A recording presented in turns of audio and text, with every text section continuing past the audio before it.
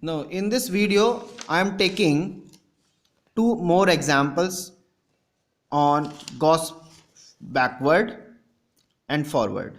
First example is for Gauss backward here. Here function is square root of x. That means if x is given to you, then y is square root of x. So here x assumes values 12, 500, then 12,510, then 12,520, then 12,530. So these are the values of x. Function is y is equals to square root of x.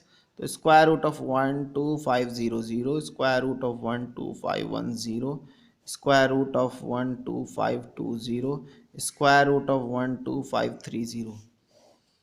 This is already given to you in terms of f. Its value is already given to you 111.80399 and so on. So we have constructed this table.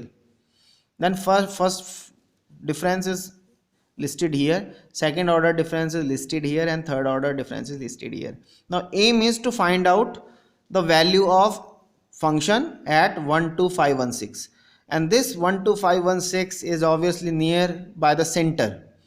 So either we can take center as this point 12510 or 12520. Now if you take for example say 12510, then and you are applying this Gauss forward approach, then forward, backward, forward, this is also you can do. And here we have applied, if you want to find a backward approach, then you can take this as a center, because aim is to cover up all the columns. So that's why when you are applying here, because if you apply backward difference here by after assuming the center, then backward, forward, you have to stop it here, and this will left out, and that's why this will create the error. So that's why in backward case we will assume this as a center, so that backward, forward, backward, and this will be the, so that we can cover up all the columns. So here center is this point 12510, desired point is 12516, differencing is 10, and that's why u is this. Now apply this. This is the formula.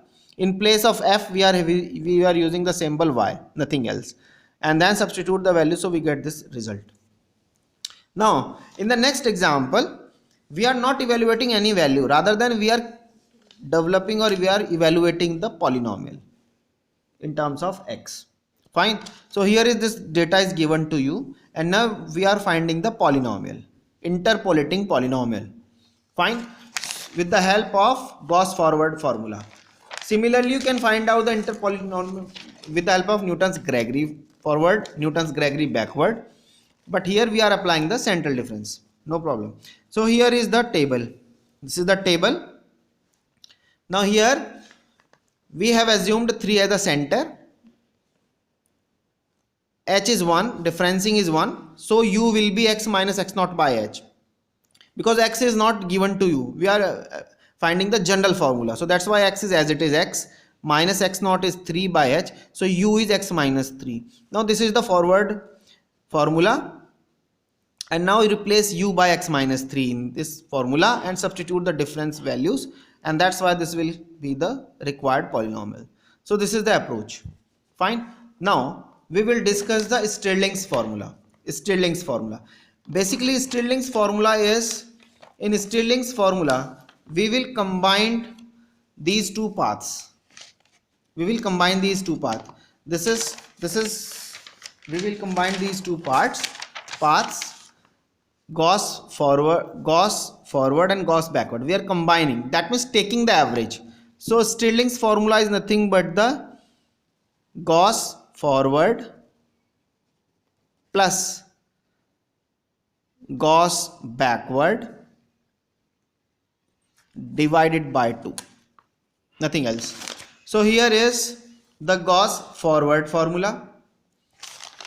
Here we have taken Gauss backward formula, and then take the average term by term. So here we have written this is Gauss forward, this is Gauss backward. Now take the term by term. So this is f now fu by 2, so fu, f naught by 2, f naught u delta f naught plus u f of minus 1 by 2. So we are getting this term.